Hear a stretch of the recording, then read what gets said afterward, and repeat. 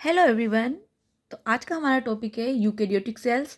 Last time हमने prokaryotic cells के बारे में पढ़ा था, ठीक है। तो यूकेरियोटिक सेल्स के जो एग्जांपल हैं वो आपके वनस्पति कोशाएं और जंतु कोशाएं, जिनके आपके फिगर्स यहाँ पे दिखाई दे रहे हैं जिनके, ठीक है। और अब हम बताते हैं यूकेरियोटिक सेल्स क्या होते हैं। यूकेरियोटिक कोशाओं में पूर्ण विकसित केंद्रक और इकाई भित्तियों से घिरे विभिन्न कोशिकांग जैसे हरित लवक है।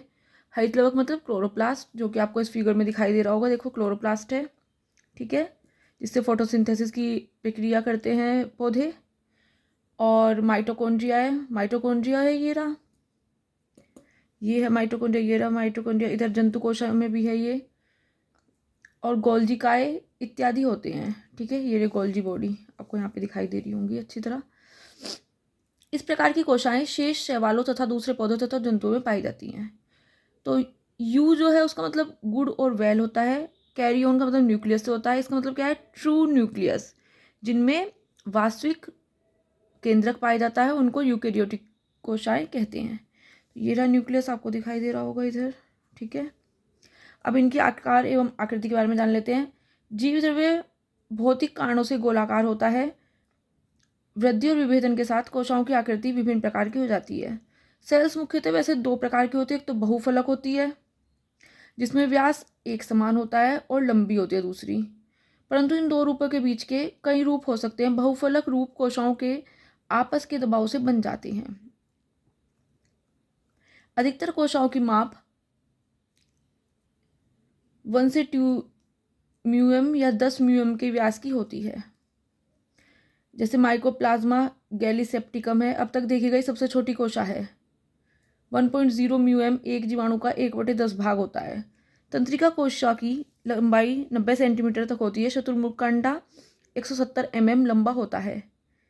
एसिटोबुलेरिया जो एक कोशिकीय लंबा है, उसकी लंबाई 10 सेंटीमीटर तक होती है, तथा दूसरे एक कोशीय शैवाल कोलरपा की कुछ जातियों की लंबाई 1 तक होती है। अब मैंने इनमें डिफरेंसेस बता रखे हैं कि कोशा द्रव्य जो होता है प्रोकैरियोटिक सेल्स में पूर्ण कोशा में फैला रहता है। यूकैरियोटिक में कहाँ होता है? केंद्रक एवं कोशा कला के बीच सीमित रहता है। सेकंड है आपका कोशा विभाजन। प्रोकैरियोटिक सेल्स जो होते हैं उनमें कोशिका का विभाजन नहीं होता, जबकि यूकैरियोटिक सेल्स में होता है। केंद्रक जो है प्रोकैरियोटिक सेल्स में प्रारंभिक अविकसित केंद्रक होता है। ना उसमें केंद्रक कला होती है ना केंद्रिका होती है। डीएनए के कुछ धागे जो सभी एक प्रकार के होते हैं, और हिस्टोन प्रोटीन नहीं लगे होते उनमें। तो यूकैरियोटिक सेल्स में इसके अपोजिट होता है क्या कि जैसे पूर्ण विकसित केंद्रक होएगा उसमें प्रारंभिक अविकसित केंद्रक होता है, इसमें पूर्ण विकसित केंद्रक पाया जाता है। केंद्रक कला भी पाई जाती है, केंद्रिका भी पाई जाती है। और क्या होता है? डीएनए के बहुत से धागों के साथ प्रोटीन जुड़ी रहती है, हिस्टोन प्रोटीन जिसे बोलते हैं। इन्हें गुणसूत्र कहते हैं।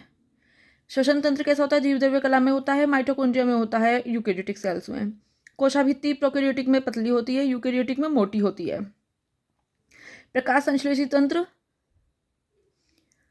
आंतरिक झिल्लियों में होता है प्रोकैरियोटिक सेल्स में, और यूकैरियोटिक में हरित लवक में होता है, ठीक है। हरित लवक अनुपस्थित होता है प्रोकैरियोटिक्स में, तो उनमें कहाँ होगा? यूकैरियोटिक में जो होता है हरित लवक होता है। राइबोसोम्स जो होते हैं वो 70S प्रकार के होते हैं, और यूकैरियोट में 70S और 80S प्रकार के होते हैं। कशाभिका यानी कि क्या होते हैं? फ्लेजिला जो होते हैं वे सूक्ष्म तंतु होते हैं प्रोकैरियोटिक्स में, और आपके इसमें जो होते हैं यूकैरियोटिक्स में कशाभिका में सूक्ष्म नलिकाओं की व्यवस्था होती है। कोशिका द्रव्य गति जो होती है वो स्पष्ट नहीं होती है प्रोकैरियोट्स में, और यूकैरियोट सेल में स्पष्ट होती है। रिक्तिका अनुपस्थित इसमें यूकैरियोटिक में उपस्थित होती है। लयनकाय में अनुपस्थित, प्रोकैरियोटिक्स में अनुपस्थित होता है लयनकाय, जिसे लाइसोसोम कहते हैं, वो जंतु कोशा में उपस्थित होता है। संपुट जो होता है कैप्सूल प्रोकैरियोटिक सेल्स में हो सकता है, यूकैरियोटिक सेल्स में जंतु कोशिकाओं में उपस्थित नहीं होता है। लिंग विभाजन अनुपस्थित अथवा कम विकसित होता है प्रोकैरियोटिक्स में, जबकि पूर्ण विकसित होता है यूकैरियोटिक में। गोल्जी सम्मिश्र जो होता है वो प्रोकैरियोटिक में अनुपस्थित होता है, यूकैरियोटिक में उपस्थित होता है। गोल्जिकाए, माइटोकॉन्ड्रिया ये सब काय में पाया जाता है? यूकैरियोटिक सेल्स में। ओके, आपको समझ आ गया होगा इन दोनों में डिफरेंसेस हैं। अब हम थोड़ा सा वापस चलते हैं कोशा के भाग के बारे में, कि सेल्स के मुख्य भाग कौन कौन से होते हैं। उसके 3 मुख्य भाग होते हैं। नंबर फर्स्ट प्रोटोप्लाज्म जिसको जीव द्रव्य कहते हैं, वैक्यूल रिक्तिका या राजधानी, और नंबर 3 है सेल वॉल। तो नंबर 1 जो है जीव द्रव्य है प्रोटोप्लाज्म, आज उसके बारे में पढ़ते हैं। जीव द्रव्य जीवन का सार है। जीव द्रव्य की खोज किसने की थी?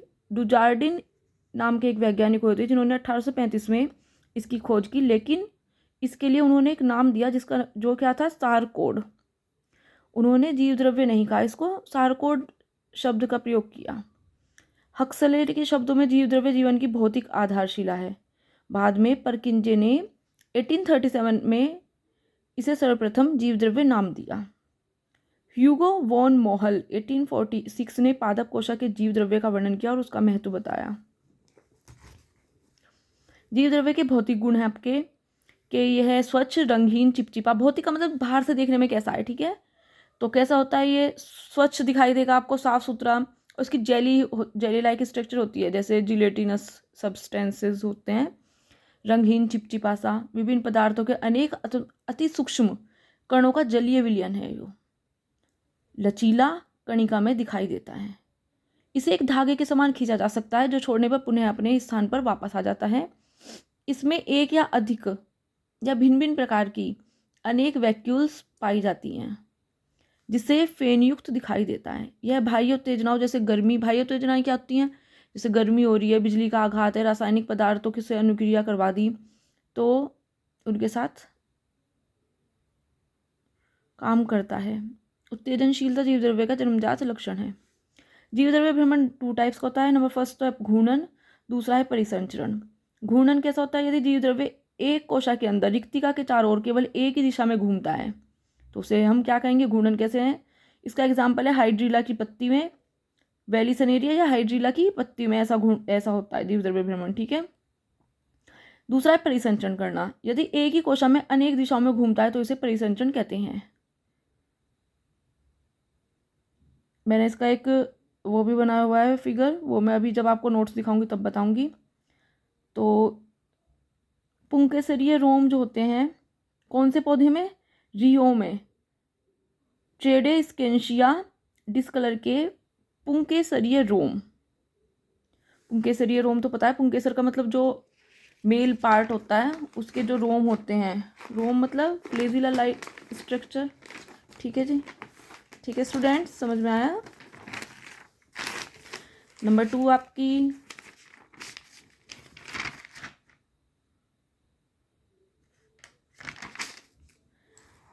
पक्षमाभिकीय गति होती है।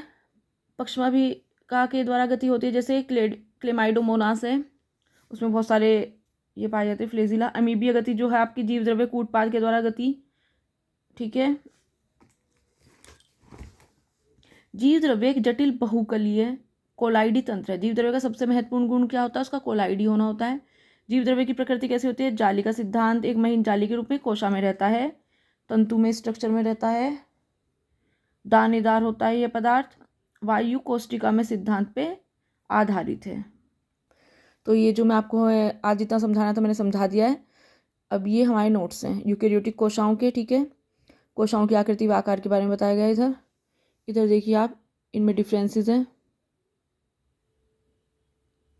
बहुत ही नीट और क्लीन तरीके से मैंने नोट्स बनाए हुए हैं जिससे आपको इन्हें पढ़ने में उतारने में कोई प्रॉब्लम ना हो।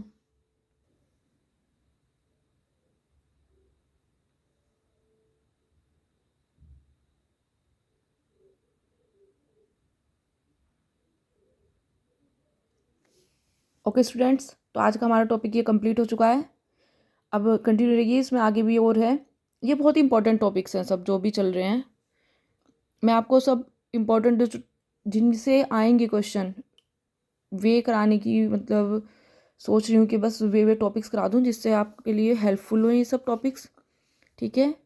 इनके बेस्ड कुछ MCQs करा दूँ। तो जुड़े रहिए मेरे चैनल से, मेरे चैनल को सब्सक्राइब कीजिए, लाइक और कमेंट कीजिए। Thank you.